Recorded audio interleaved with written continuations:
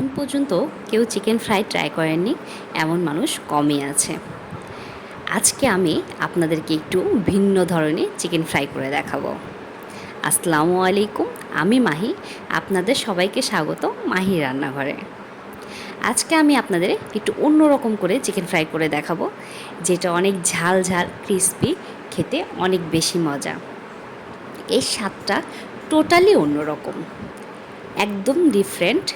এটা আমরা যখন বাইরে ঘুরতে যাই মাঝে মাঝেই খাই, কিন্তু খুব ইচ্ছা করতো জানতে যে কিভাবে এটা করে, মামা কিভাবে এটা রান্না করে, এটার টেস্ট এত বেশি কেন, এটা এত খেতে কেন মজা লাগে। হুট করে একটা ভিডিও সামনে চলে আসছে আর আমি রেসিপিটি শিখে ফেলেছি, সেটা আজকে আপনাদের সাথে শেয়ার করবেন। এখন এটা তৈরি করতে একটা মশলা লাগবে। এখানে লাগছে জিরে, শুকনো মরিচ, গোলমরিচ, লবঙ্গ, দারচিনি, সাদা এলাচ। এখন এগুলো আমি সবগুলো ব্লেন্ড করে নেব। এটা আধ ভাঙায় থাকবে। এটা যখন মশলার সাথে মিশে যাবে, এটা আধ ভাঙা দাঁতের নিচে পড়লে খেতে অনেক বেশি মজা লাগবে। সাথে লাগছে হলুদের গুঁড়া, ভাজা জিরের গুঁড়া, লবণ আর 2 চামচ লেবুর রস। এখানে আমি মাংসের পিসগুলো একটু বড় বড় করে নিয়েছি।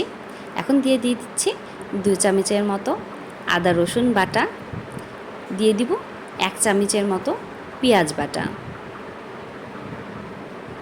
আর সাথে সেই মশলাগুলো দিয়ে দিচ্ছি। এখানে হলুদ আর ভাজা জিরের গুঁড়ো, সাথে দিয়ে দিয়েছিলাম একটু লবণ আর লেবুর রস। লেবুর রসটা দেওয়া হয়ে গেলে এখানে দিয়ে দিব সয়া সস দিয়ে দিব এখানে 2 টেবিল চামচের মতো। আমি এখানে 2 টেবিল চামচের মতো সয়া সস নিয়েছি। আর দিয়ে দিব টমেটো সসটা আপনারা পরিমাণ মতোই দিয়ে দিবেন। আমি এখানে 2 চামচের মতোই হবে টমেটো সসটা দিয়ে দিয়েছি। এখন এটা ভালোভাবে মাখিয়ে নেব। মুরগির গায়ে গায়ে এটা লেগে থাকবে মশলাটা, এইভাবে সুন্দর করে মাখিয়ে নিতে হবে। এটা হালকা মাখানো হয়ে গেলে এখানে আমি 1 কাপের মতো চাউলের গুঁড়া দিয়ে দিচ্ছি। আপনারা চেষ্টা করবেন শুকনো চাউলের গুঁড়াটা ইউজ করতে, তাহলে এর উপরের যে অংশটা থাকবে সেটা অনেক ক্রিস্পি হবে। এটা আমি এখন আধা ঘন্টার জন্য রেস্টে রেখে দিব। আধা ঘন্টা পরে আমি একটা প্যানে তেল দিয়ে এগুলো এক এক করে ভেজে নেব। আমি একটা ফ্রাই প্যান নিয়ে নিয়েছি, সেখানে আমি হালকা করে একটু তেল গরম করে নিয়েছি। নিয়ে আমি এখন এক এক করে ওখানে সবগুলো দিয়ে দিচ্ছি। তেলটা চেষ্টা করবেন একটু বেশি নেওয়ার, কারণ এইটা যেহেতু বড় বড় মাংসের টুকরা, তাহলে এদিক ওদিক সব দিকে ভালোভাবে পারফেক্টভাবে সিদ্ধ হয়ে যাবে। তেলের পরিমাণটা কম হলে ভেতরে সিদ্ধ হতে একটু সময় লাগবে। এখন আমার এক পাশটা হয়ে গেলে আমি আরেক পাশটা উল্টিয়ে দিচ্ছি। দেখুন কালারটা দেখেই বুঝতে পারছেন এটা কতটা মজা হতে পারে। আসলে এটা খেতে অনেক বেশি মজা। আমি যখন বাহিরে খেতাম তখন শুধু মনে মনে ভাবতাম এটাকে বাসায় কোনোভাবে আমি তৈরি করতে পারবো না, এই রেসিপিটিকে কখনোই পাবো না।